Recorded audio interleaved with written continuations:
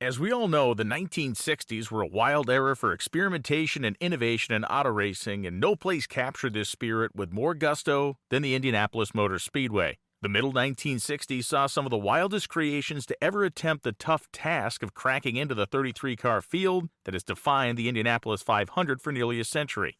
This is the story of one such car, conceived by a racing legend whose driving days had passed him, but his burning desire to compete at the Indy 500 had not. It's a story of ideas, of friendships, of a tough as shoe leather driver, and what may well be the last truly home garage-built engineering exercise in the long and storied history of that race. The main player in this saga is a guy named Al Stein. The late 1920s and early 1930s saw the creation and explosion in popularity of midget racing. Small cars screaming around short 1/5 mile ovals in California became an attraction for speed and thrill-seeking drivers, as well as for spectators who love the cheap ticket and bang-em-up action. In 1933, Al Stein of Oakland, California, took part in the first truly organized midget race in California. Stein was smart, young, and a talented fabricator. It didn't take long to add champion to that list of accolades as well. He dominated the competition in the Short Track Automobile Racing Association events in California, racking up titles in 1935, 36, and 1937. His name was constantly in the papers, and his wins drew enough attention that he began building not just his own cars, but machines for competitors who also wanted to run at the front of the pack. His career continued for years, but by the time the late 1940s rolled around, Stein had grown up some, he had gotten married, and after seeing lots of friends maimed and even killed in the racing game, he stepped out of the seat for quieter pursuits. It should be mentioned that his wife Patricia had also raced midget cars, and she herself was a promotional draw for track owners. These owners put on powder puff-style races for female competitors, and Patricia's name was, in some ways, as big as Al's. When World War II came around, Stein's skills as a machinist, tool and die maker, and fabricator saw him working in those capacities at a shipyard, building and repairing the vessels that would help the Allies win the war. After the war, Stein opened a small tool and die shop, and he continued to build midget cars for any customers coming in the door that wanted one. The business was successful enough that he hired a young man named Joe Huffaker to aid on the fabrication side. He took this kid under his wing and taught him the finer points of welding and fab work as he saw them. Now, this is an important name, an important fact to remember. The Indianapolis 500 was the ultimate goal for anyone in this time period that had raced in circles, built cars, or idolized the brave drivers who attacked the legendary Speedway each and every May. Al Stein was not absolved of this. He harbored these thoughts and ideas for a very, very long time.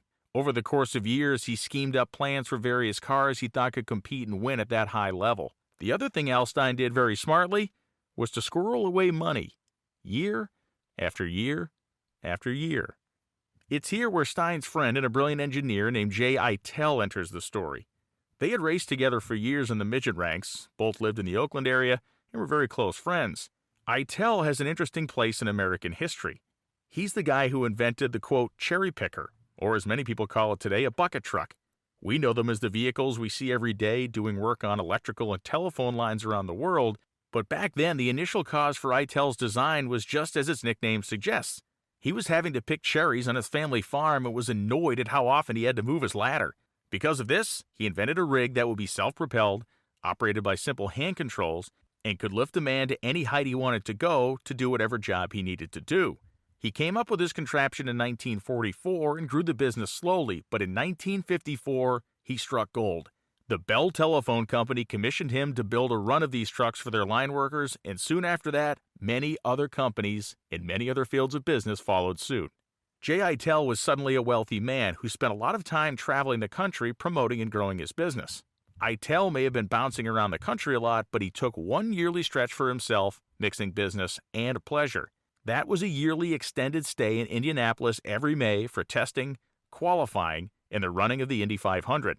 It just so happened that Allison Transmission, which is based in Indianapolis, was one of his suppliers for the truck chassis he bought to build the cherry pickers on. Because of that, Allison always took care of him with great access and all the passes he wanted or needed.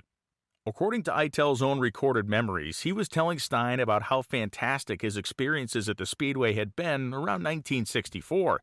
That caused Stein to ask to tag along on the next trip. Eitel made it happen, and Stein found himself in hog heaven.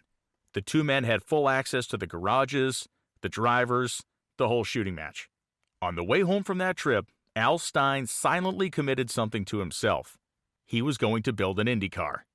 Now, before we go on, we have to talk about the machines of the Indy 500 at this time in history.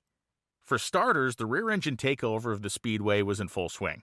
Cars with their engines behind the drivers began to show up in the early 1960s with the likes of Mickey Thompson and others, but it wouldn't be until 1965 that one would win. It can be argued that they should have won in 63 and should have won in 64, but when Jim Clark took the checkered flag in 1965, the headlines were definitive. The dinosaurs, as the traditional Indy roadsters were referred to, were dead. There was one problem with this logic. They kind of weren't. Sure, in a technological and competitive sense they might have been, but the fact remained that roadsters had been so popular for so long, there were tons of them still racing. In order to make up for the technological gap they had with the more modern rear-engine cars, there was one common strategy amongst the roadster owners and drivers: horsepower. The mostly Offenhauser-powered cars began showing up with turbochargers, Roots blowers, and in one case, a shaft turbine engine replaced a piston engine altogether. We'll talk more about that car shortly.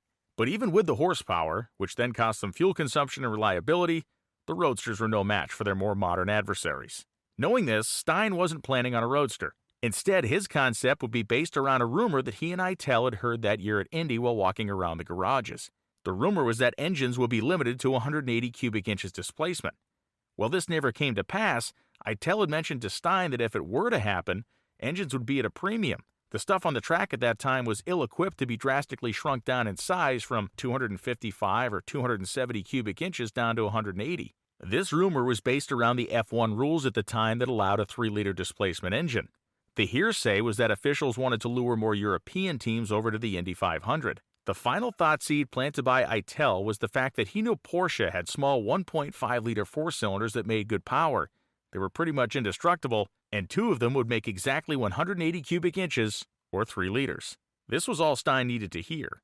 Much to Eitel's shock, the next time he saw him, a few weeks or maybe even a couple of months later, Stein had informed Eitel that he was working on ordering 3 engines from Porsche, but rather than the 4 cylinders, he was trying to get the 6-cylinder 911 engines which had just been introduced. After being rejected out of hand directly by Porsche, he went to a dealership and purchased 3 factory-fresh, air-cooled flat-6 engines. Before buying these engines, Stein had consulted with the shop of Lukes and Schurman. Now, these were a German repair car and racing shop in California that were the leaders in their day as far as Porsche performance went. The men at the shop implored him to use the 4-cylinder engines that were a proven commodity and virtually indestructible. Lured in by the increased number of cylinders and newness of the flat-6, Stein disregarded that advice. When the engines did arrive, they went straight to the Lukes and Schurman shop, which was local to Stein's own shop in California. They were sent there for hot rodding upgrades upon arrival. More compression up to 11.5 to 1, the cylinders were bored for more displacement, and the entire engines were gone through top to bottom. These flat 6s displaced just shy of 2 liters apiece, and it was projected that on methanol and some nitro, they'd make somewhere around 200 to 210 horsepower. This would be, so was thought, enough to get the car qualified for the Indianapolis 500. The car itself was another story. Remember that young kid that Stein had working at his midget shop years ago? His name was Joe Huffaker, and Joe had graduated from that position to evolve himself into one of the country's great racing minds. He could and did build anything over the course of a career that spanned the decades, and none of it was boring. By this time, Huffaker was heading up the BMC competition division for Kjell Kavala, who had masterminded the idea of importing the BMC brands of England into the United States. Huffaker would go on to be an insanely decorated race engineer, a car builder, an innovator, and more, but at this moment in time, he was being called to do a favor for an old friend and mentor. Huffaker agreed to build the car, but it would not be his first priority. As he built Stein's car, he was also completing the construction of the MG liquid suspension specials for the Indy 500, and because those were actual work projects, they got first priority. Huffaker built the chassis to Stein's design, and while he didn't completely get the concept, he did turn out a nice product. Made of seemingly miles of chromoly tubing and incorporating the 2 engines and transaxles, it was an odd-looking piece, but one that was built to exacting standards. He also apparently didn't like looking at it much, because as soon as it was done, Stein had to pick it up and actually build the car in his home garage. A team of talented friends were brought together to serve as the actual race team. Along with Eitel came crew chief Skeets Jones, who was another midget champion from back in the day, Byron Feldhacker, Bert Truebody, Ken Crowell, Tom Manning, and Heinz Hamster to serve as the chief mechanic made up the rest of the crew. Now, they certainly had some challenges to figure out in this twin-engine, four-wheel drive car. Stuff like plumbing the engines to a single oil tank, making a single shifter operate two transmissions, getting the hydraulic throttle setup working properly on both engines at the same time, and general tasks that pop up when assembling a one-off race car that no one else on the planet had ever conceived of. There was no assembly manual for this thing, and certainly no instruction booklet to help out either. The group of friends and volunteers worked nights and weekends while Stein devoted every waking hour to this car and its completion. Jay Eitel had talked to Al Stein about his concerns regarding the weight of the car before he headed off on another business trip. He made a suggestion that they use one gearbox and tie both engines together through it. When he got back, he was kind of dismayed to find double everything on the car. He knew it would be heavy, and he'd soon find out just how heavy it was. It is now the winter of early 1966, and while behind the scenes the thrash was behind its schedule, the world got a hint at something they didn't actually know was coming. Arizona Daily Star, March 15th, 1966. Headline: Bill Cheesbourg enters Bryan 500 miler. Phoenix, Associated Press. Bill Cheesbourg of Tucson, a veteran of 7 Indianapolis 500 races, is among recent entries in the second annual Jimmy Bryan race in Phoenix. The 150-miler will be run March 20th at the Phoenix International Raceway. The 30-year-old Cheesbourg will pilot a twin-engine Porsche with a four-wheel drive. One engine drives the front wheels and the other the rear. Cheesbourg's best finish in the Indy 500 was in 1958 when he came in 10th. Entering the race with Cheesbourg were Carl Williams, Larry Dixon, John Hollinsworth, and Gary Congdon. The brief description of the car may have gotten a couple of second glances, but the headline was less about the car more than it was about the driver. Al Stein's hand-selected pick, Bill Cheesbourg. Cheesbourg was an Arizona native who, as a young boy, famously won a soapbox derby, which in turn led him to one of the most enduring careers in American racing, just not one of the most decorated. Nicknamed Cheese, he was the kind of journeyman driver that defined the world of American racing in the 1950s and 60s. He beat and banged his way up the ranks in jalopies and midgets. He graduated to stock cars and even more powerful machines, and ultimately began showing up at the Indianapolis Motor Speedway in 1956. Every year from 1956 through 1968, Cheesbourg would attempt to race the Indianapolis 500, and more often than not, he wouldn't. And when he did it, it was typically not in top-level machinery, aside from a couple of instances.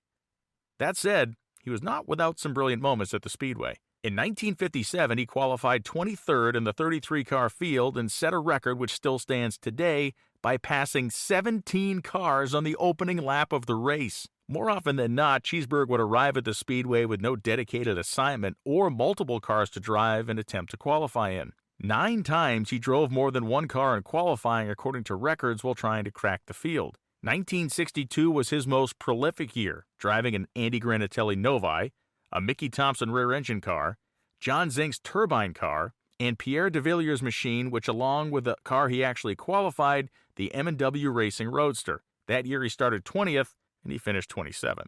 In 1961, he had his best car ever in the form of Al Dean's Stein-Valvoline Special. He started 9th and finished 28th. That year, he also made laps in the John Zink track burner turbine car, one of the first of its kind at the Speedway. That car didn't qualify either. His best finish came in 1958, driving the famed and temperamental Novi, where he ended up 10th. So why was Cheesbourg chosen to drive this car?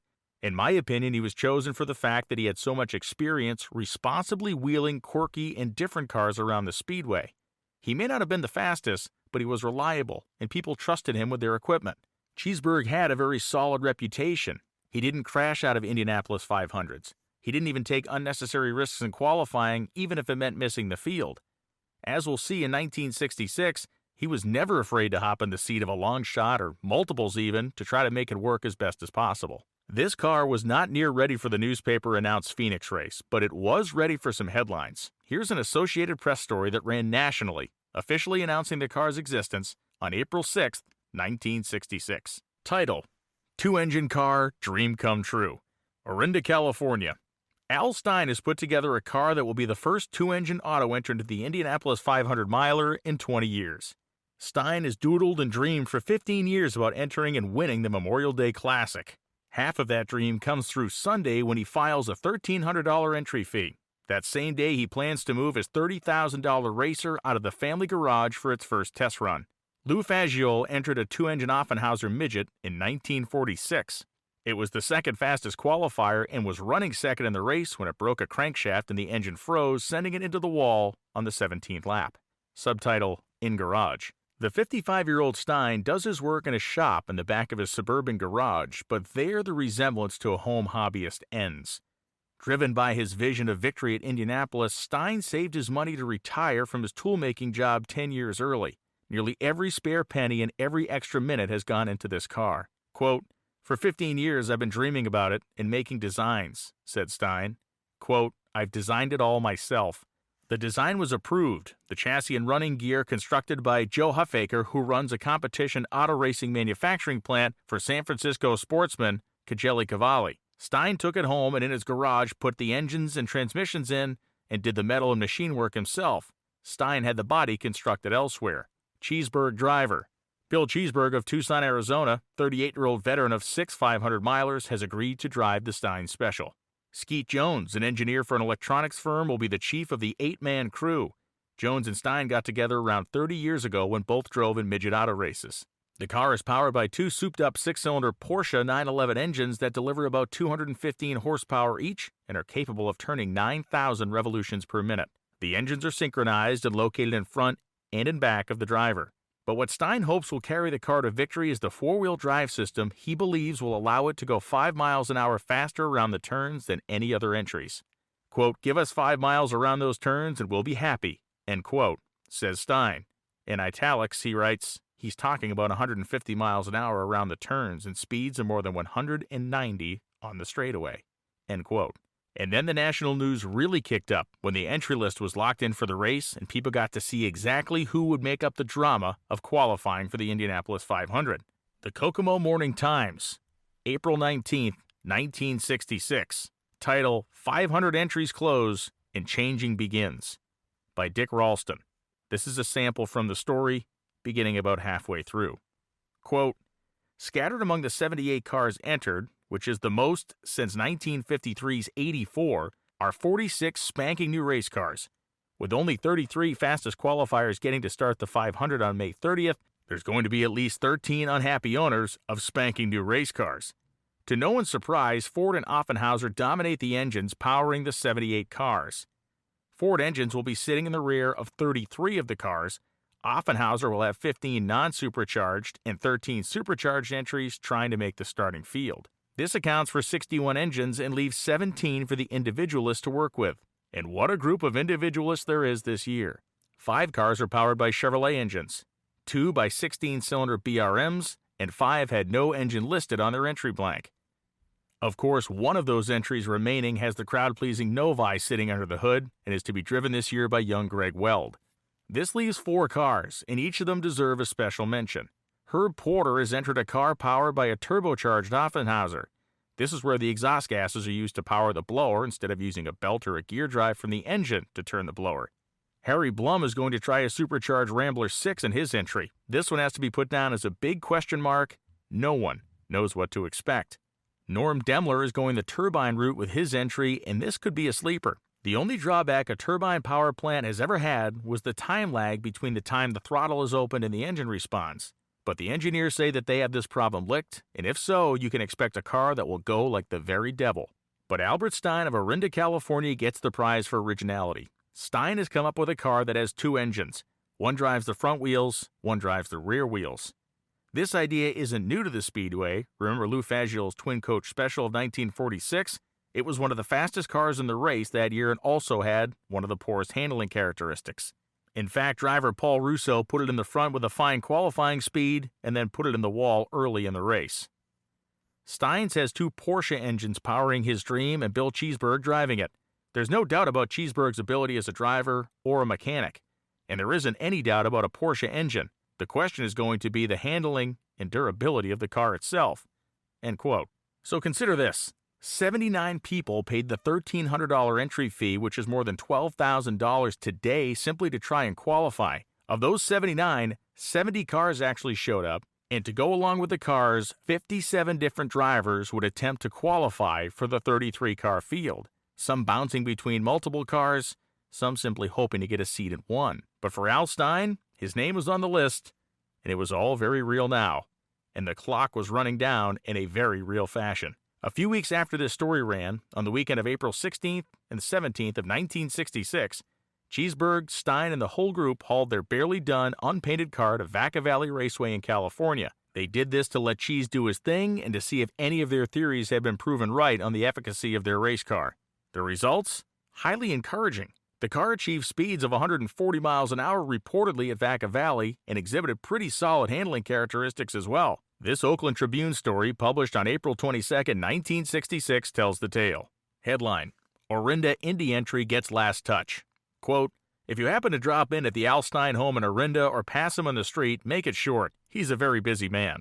Stein has fulfilled a dream, the dream of designing a super-powered car that will race at Indianapolis. Now he has short time in what he calls the final assembly phase to add the finishing touches before leaving for the Indy 500 April 27th. I'm way behind, said Stein. There's a final paint job on the body and some safety precautions to install before we can leave.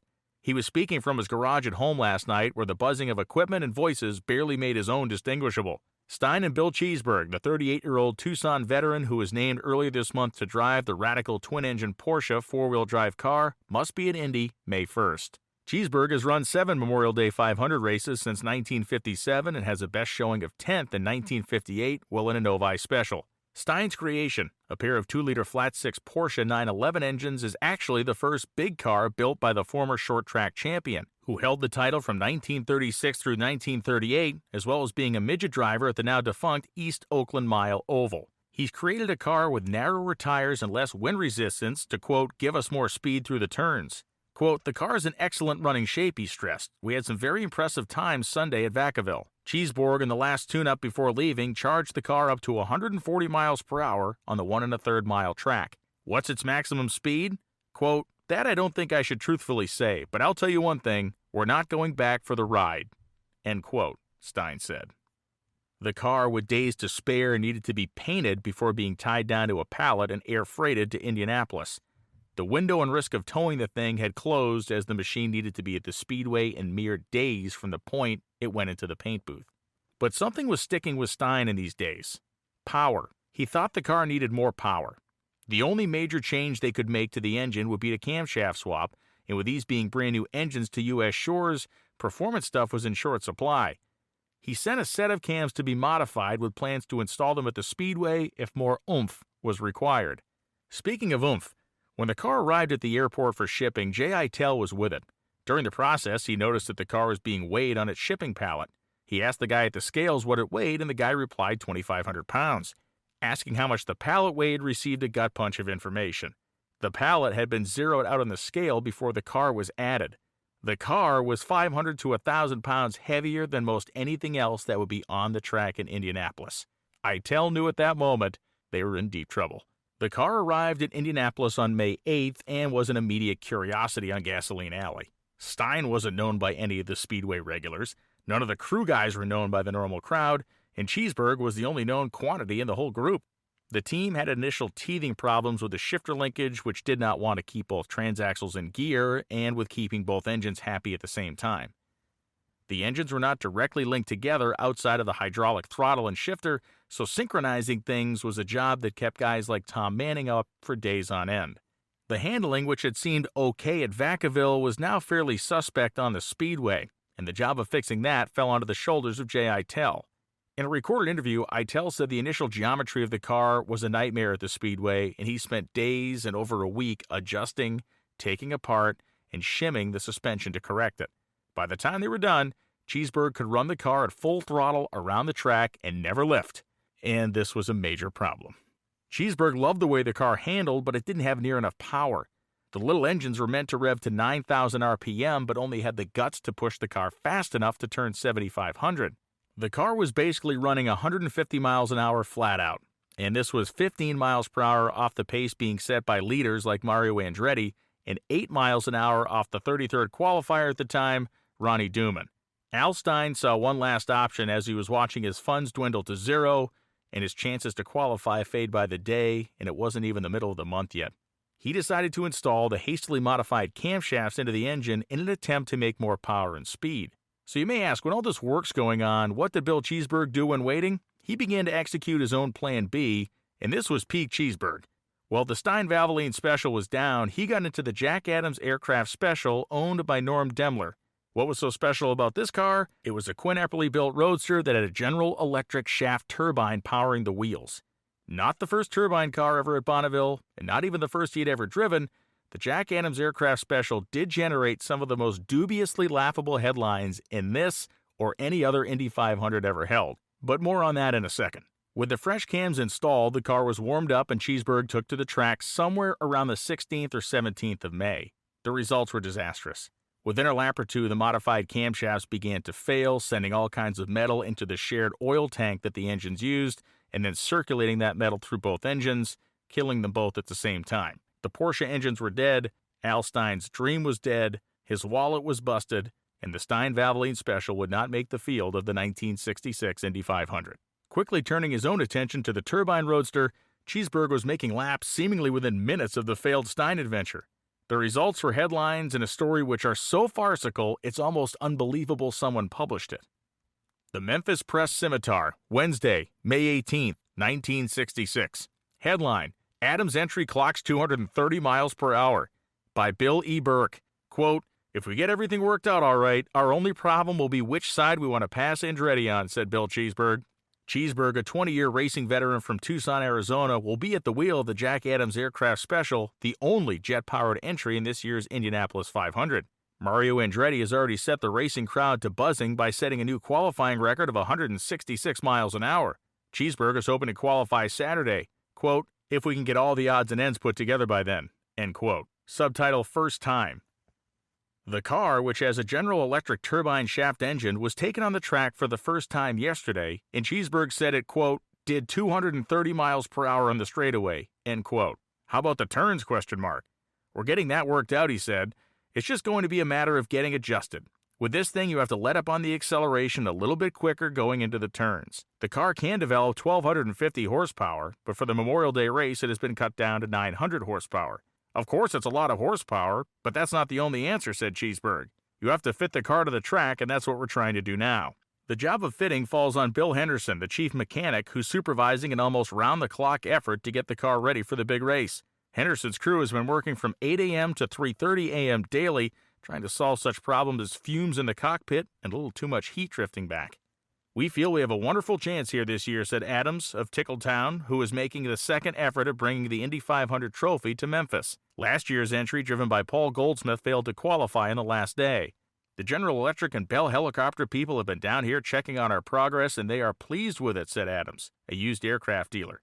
"We had to relocate the accelerator and brakes to fit Cheesbourg better. Once he's adjusted to the cockpit, we're looking for better results." The car, which has a Watson Roadster chassis, is not the first jet entry in the Indy 500. A few years back, there was another such entry which developed 340 horsepower, and Cheesbourg, too, is at the wheel of that car. How do they compare? There is no comparison, he said. That one had lag in the throttle. You went to the floorboard with it, and there was 3 or 4 or 5 seconds delay before they developed full power. With this thing, you stomp down and you have full power right there. This sudden burst of power caused some problems which a midnight call to Memphis solved. When Cheesbourg showered down on the pedal, the car took off with such forward thrust his head was being banged backward against the roll bar. I remembered we had a contoured headrest in a Beechcraft Bonanza down at Twinkletown Airport near Wallace, Mississippi, said Adams. I called Jack Wall and got him out of bed at midnight Monday. He went down to Twinkletown, took the headrest out of the airplane, went out to Metropolitan Airport and put it on a jet airliner to Indianapolis, and we had it on the car the next morning. It's worked out real well." End quote. The car was likely powerful, and the car likely accelerated well, but the claims of 230 miles an hour on the back straight are absolutely dubious. In later years, people would claim it went 260 miles an hour on the back straight. And in later years still, Bill Cheesbourg was quoted as saying it went 275 miles an hour down the back straight. It's a great fish story, but ultimately, it was a car that also had its fair share of problems. Arizona Daily Star, May 22, 1966, headline, Cheesbourg still having trouble. Indianapolis.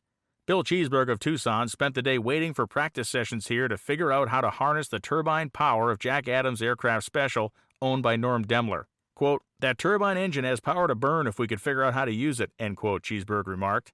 The Tucson driver has been under contract to the turbine team since Al Stein, owner of the twin-engine Porsche, released him last week. The Porsche is definitely out of the race due to engine trouble. Cheesbourg says his contract with Daimler ended yesterday and indicated he'll be looking for another ride on the last day of qualifications today. There are several cars capable to make the field that don't have drivers. Roger McCluskey, Tucson's other Indy driver, qualified as GC Murphy Special last week and spent most of the day yesterday observing. He hopes to get some practice laps in today. End quote. Al Stein and the guys loaded up and headed for California. I have to imagine Stein was heartbroken. He was financially broken, and he had a pretty long line of people looking for payment, including the engine guys who had invested their time and machine work into the car. If you can believe it, this story gets crazier, and Bill Cheesbourg gets the rougher end of anybody's trip out of Indianapolis. Firstly, he never got a ride to qualify and stayed to watch the event. He had made plans to fly to Milwaukee for the next USAC race with Lloyd Ruby, his friend and fellow racer. Ruby had an amazing Indianapolis 500. He qualified in the middle of the second row, led laps 65 to 75, and then 87 to 132, and then 133 to 139, and then had a horrible pit stop, lost laps, had a mechanical problem, and was parked early. Ruby led the most laps of anybody in the race in 1966, but had nothing to show for it. On June 3rd, Ruby, Cheesbourg, and some friends got into Ruby's plane, which was at the small Speedway airport, and prepared for the short hop to Milwaukee. They took off, got about 100 feet in the air, and promptly came crashing down into a cornfield. Cheesbourg was banged up. Ruby needed 48 stitches in his face and messed up his back bad enough that he missed driving a GT40 at Le Mans that year with Ken Miles. We all know how that story ended, and the passengers were roughed up as well. This, of course, was a very rough end to what had been a pretty rough month for Cheesbourg. On the other side of the country, Al Stein laid low for months. He did manage one more race with his car, though. He repaired the engines, and he took the car to the season-closing USAC event in Phoenix, the place where he missed the date of the first race when he was trying to build the car in the first place. Bill Cheesbourg once again drove. Now, some say the car qualified and ran a few laps during the race before retiring, but all the records and research I've done suggest that they tried to qualify the car into the field, but came up short and didn't actually start the race. Either way, it can be definitively said that this was the second and final race in the life of the Stein-Valvoline Special. Returning home, Al Stein and his car both kind of vanish into history. The car itself was never seen again, and no one knows what happened to it. Now, some various pieces were found, like the nose, which actually hangs on the wall of a body shop in California, but the chassis, the engines, all that stuff, gone and never found. Bill Cheesbourg would continue a long and hard-scrabble racing career into the 1980s. His Indy 500 career would close in 1968, but he continued racing stock cars into the 1980s with success in Arizona, and is still very much a legend and spoken of in big tones in that part of the world. Jay Eitel would live into his 90s, and through it all, he was an inveterate hot rodder and craftsman. His company survives today, and the product he invented is something we all pretty much see every day in our lives in one form or another. Jay Eitel built some of the most incredible cars you've ever seen in your life, but my personal favorite, yeah, that's his Corvair. This is a car he bought brand new, kept it for basically his entire life, and decided one day he wanted to hot rod a V12 Jaguar engine and put it in the nose of the Corvair, which of course from the factory had an air-cooled flat 6 in its trunk. He did this job with such care and precision, it was even heralded by Corvair fans, and it is truly one of the neatest hot rods you're ever going to see. Al Stein's Indy adventure, a lifetime in the making, was not a failure. He was one of 30-plus car owners that had a machine not fast enough for the 1966 Indy 500. If anything, this is an amazing story of a life dream realized. The Indy 500 very quickly after 1966 morphed into a place where the man with an idea was pushed aside by the large team with an idea, the large budget with an idea, and so forth. It is the nature of professional auto racing, though. In terms of a 100% original concept, locally constructed, and then assembled in a home garage, this car was magnificent in every single way. Would the story have been better if the car had qualified? I actually suspect not. Thanks for watching. Like and subscribe for more historical, racing, and gearhead content.